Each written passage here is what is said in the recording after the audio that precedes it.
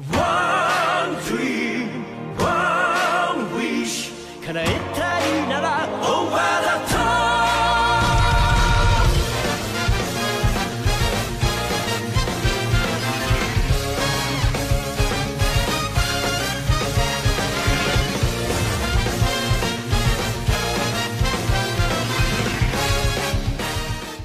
Magandang araw mga papi, ako po si Anime Abstract at maraming pong salamat sa pagbisita sa aking channel at welcome sa ating Usapang One Piece.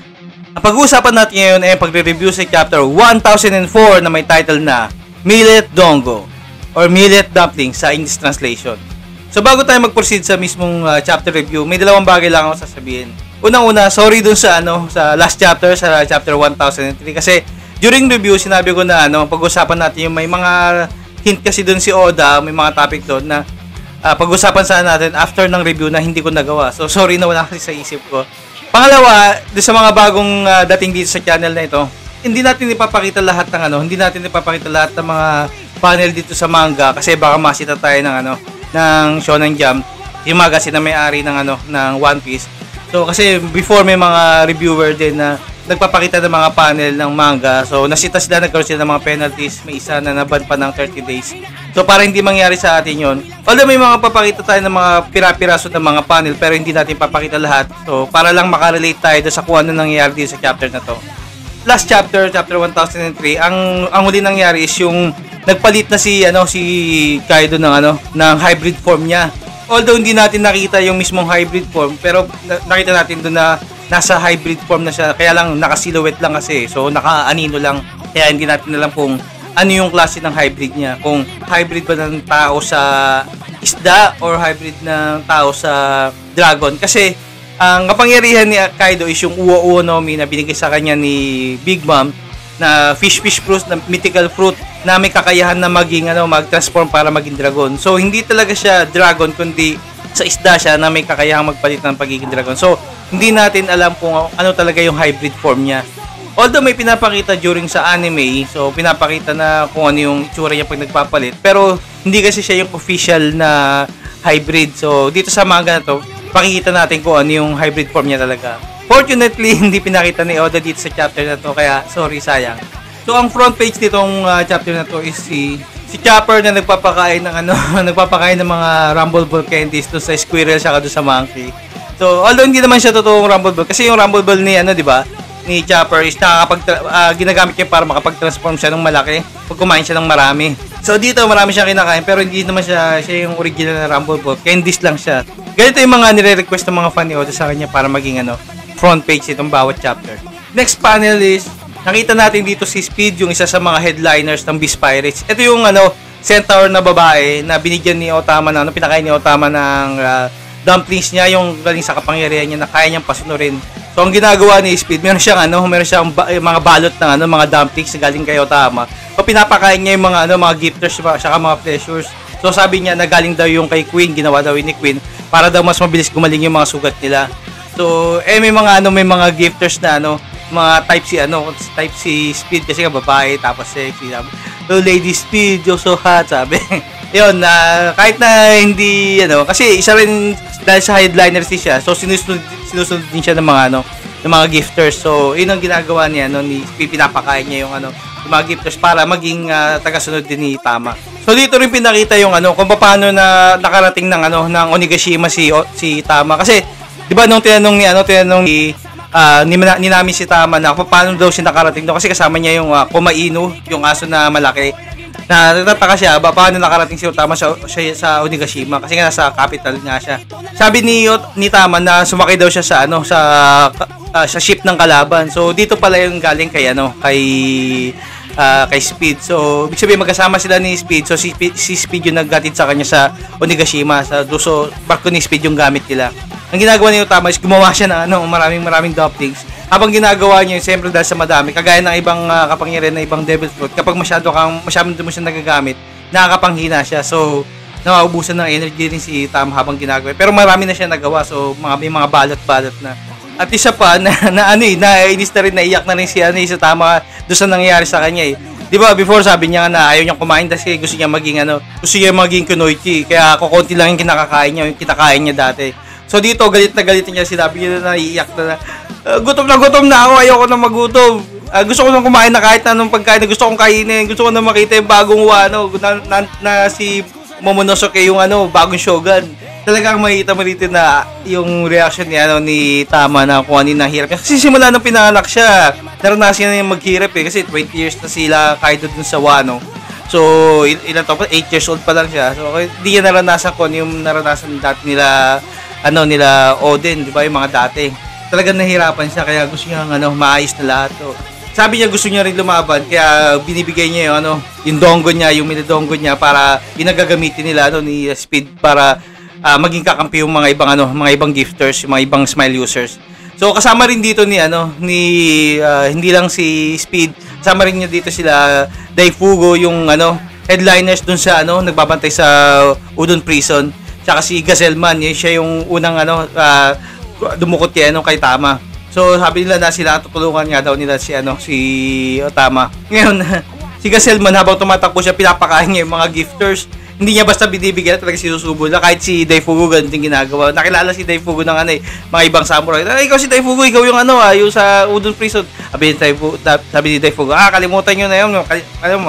Nakalipas na yun. Kasama nyo na ako ngayon. So, di nila alam na na kapanig na nila si Daifugo. So, pinupwersa nila Daifugo siya kasi Gazelman yung mga gifters. Sinusubo talaga mismo sa mga bibig nila yung donggo. Doon sa next panel naman, pinakita naman yung laban ni General Frankie tsaka yung si Sasaki. So, inatake ni Sasaki si Frankie, yung Frankie Shogun niya. Tutusukin ni Sasaki si Frankie gamit yung sungan niya. Bang!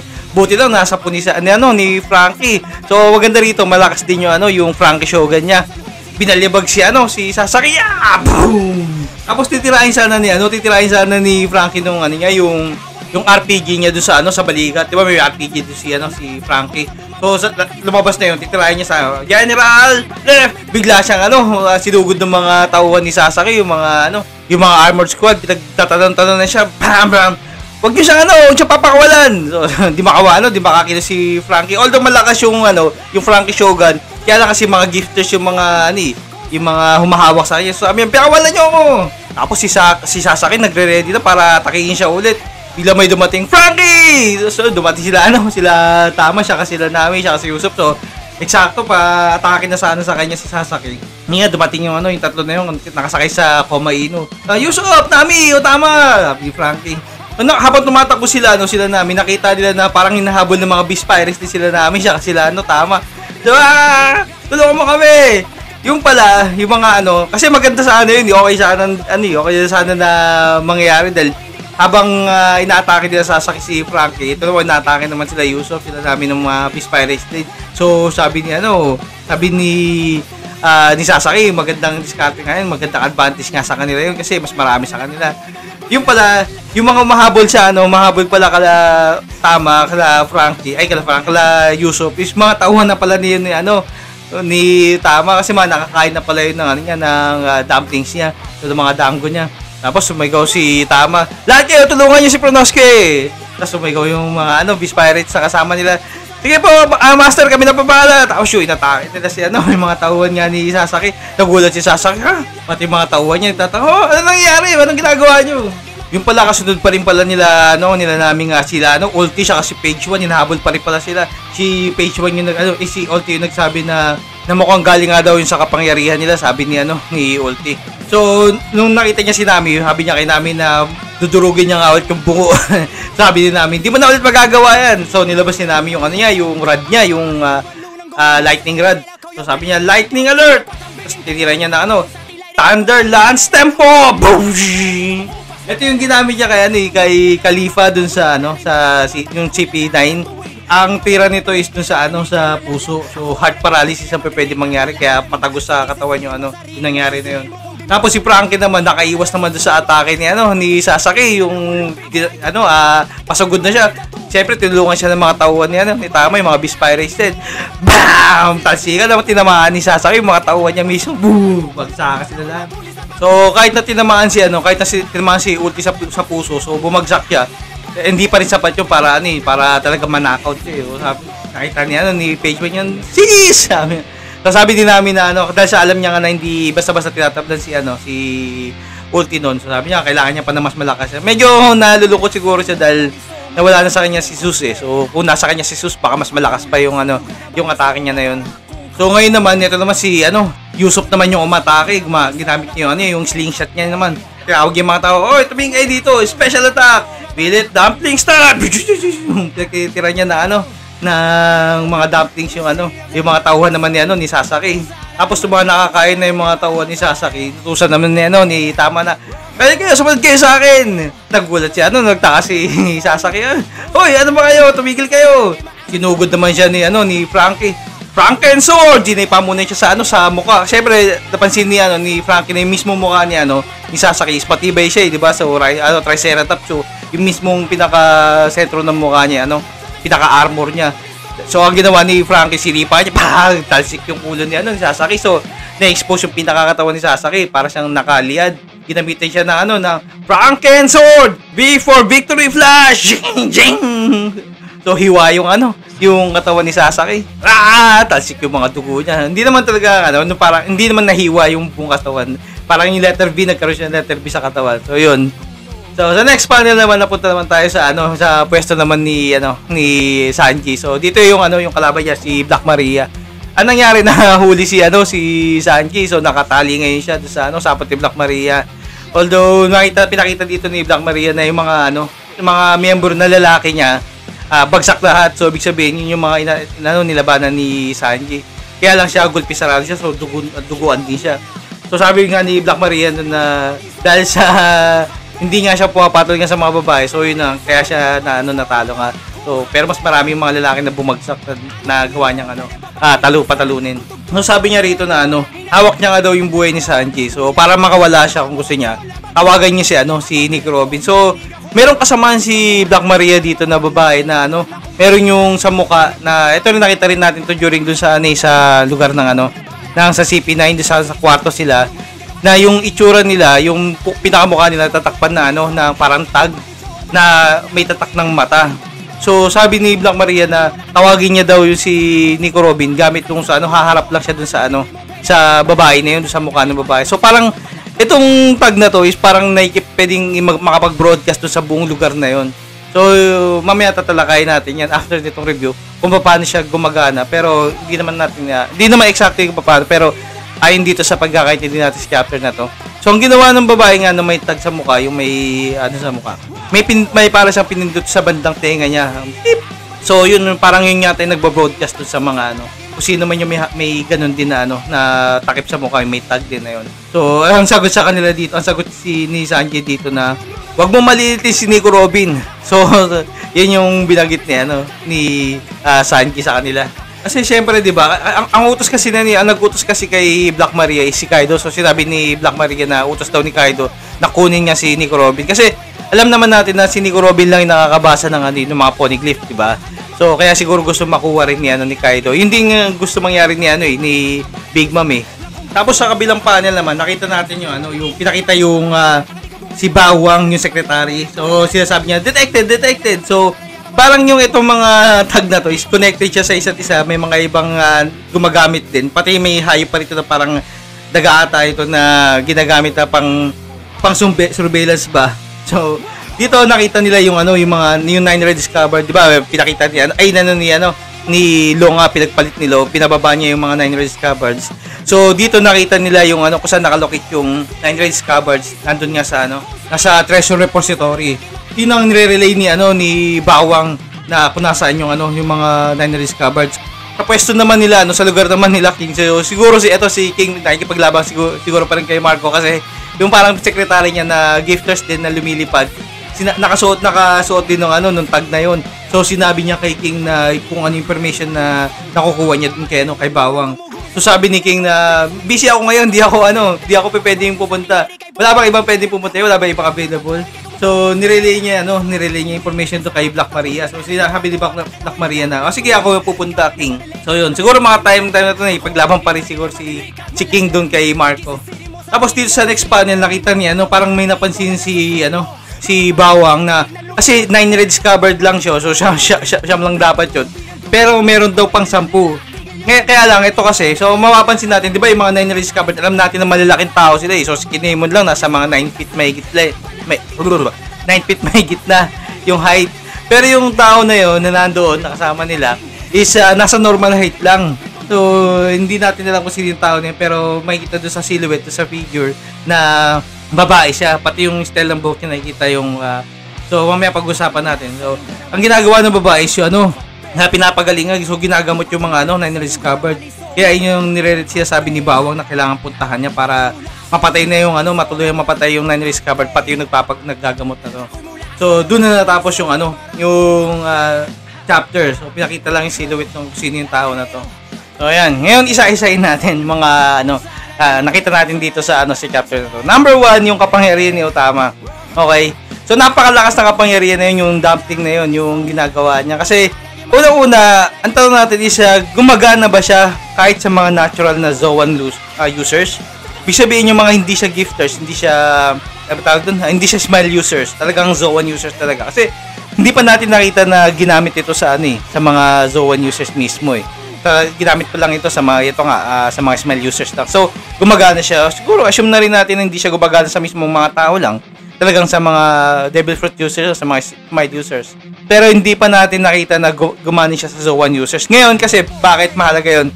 Isipin natin si Kaido, si Lack King, siya kasi Queen, 'di ba? Mga sila, mga Zoan users sila eh, 'di ba? Although si Kaido is mythical Zoan, pero Zoan users pa rin siya.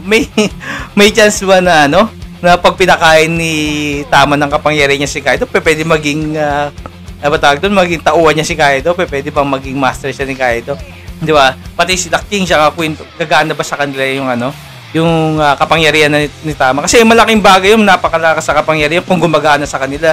Isipin mo pag nakuha niya yun na pakain niya kay Kaido yung yung dumpling na yun, di ba? So malaking bagay yun. At isa pa, itong nangyayari ngayon ng pagpapakain sa mga smile users. Kasi di ba nung nakaraang chapter, nung sinasabi nung nung mga CP0, CPI-0 yung di ba titignan nila yung mga number nasa nung umpisa ng laban is nasa 30,000 yung yung Beast Pirate sa mga tauhan ni Orochi, so total 30,000. Samantalang sa mga samurai naman is 5,400. Ngayon may nabawas na nabawas na 3,000 do sa party na Kaido nila Orochi. Sa naman sa samurai naman is 400 naman na nabawas. Pero dun sa 10,000 dun sa sa mga Beast Pirate, sa mga tauhan ni Kaido, 10,000 dun is mga ninja, saka mga samurai din. Tapos yung 17,000 is mga Beast Pirate, 17,000 yun. Kasi ang inaano ng CPI-0 is kahit daw marami na napapatay yung yung mga samurai, is mas marami pa rin daw yung mga Beast Pirates eh. Pero kung gano'n na mangyayari, kung mapapakain ni Otama yung yung mga Beast Pirates na 17,000, siyempre babaliktad na yung bilang nun. So mas mas marami na ngayon yung sa side nila kaysa dun sa side ng Beast Pirates kapag nangyari yun. Siguro hindi yun na hindi yun na anticipate ng ng TPI-0, so hindi nila alam na may ganong klaseng kapangyarihan pala doon. Okay? So pwede magbaliktad yung pangyayari kapag nagpatuloy pa yan. So, pangalawang natin is yung ginagamit ng ginagamit ngayon yung tag ng mga pag-transport ng mga ng pag nag-a-announce sila, or parang pati yata video kasi nakikita rin yung yung mga tao kung nasaan yung mga tao, di ba? 9 rediscovered, nakita kung saan sila nakapwesto eh. Ano yung klaseng anong klaseng kapangyarihan yun? Devil fruit ba siya or ninjutsu? Kasi alam natin na may ninjutsu yun sa Wano, kasi di ba sa mga kagaya na ginawa ni Raizo, di ba, na clone yung jutsu, tapos yung nawawala siya. So, klase siya ng ninjutsu. Pero, itong sa mga tag na to, may mga tag, hindi natin alam kung ninjutsu ba yung gamit na to or devil fruit. So, yun. Pangatlo, yung pagkakasabi ni Sanji na wag daw mamalitin si Nico Robin, di ba yung sinabi niya kay Black Maria? Kasi, nakabold yung pagkakasabi niya na to, di ba? Nakabold yan eh.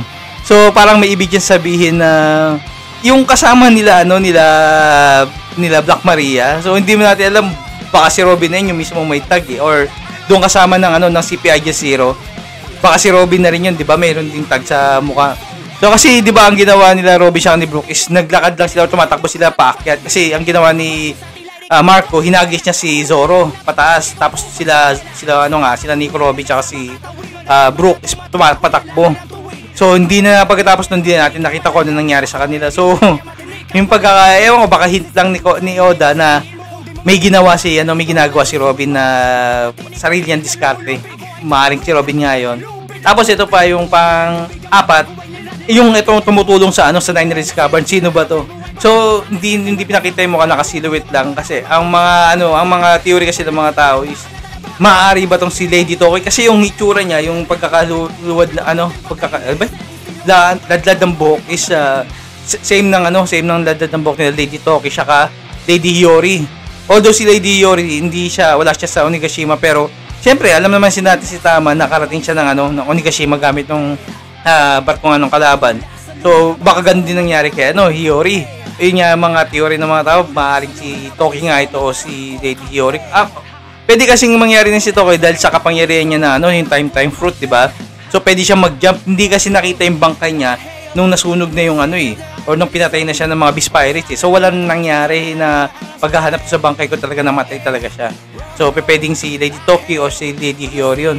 At pwede rin daw na baka si Robin to. So yun, baka si Robin yung na gumagamot niya sa Nine Rings Cavern. So, kung hindi man si Lady Hiyori, Lady Toki, o si Robin, so baka ibang karakter na naman na. So, yun.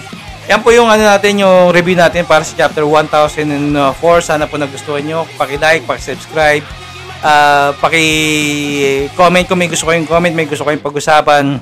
Sana po nagustuhan nyo mga papi. See you next video at bye-bye.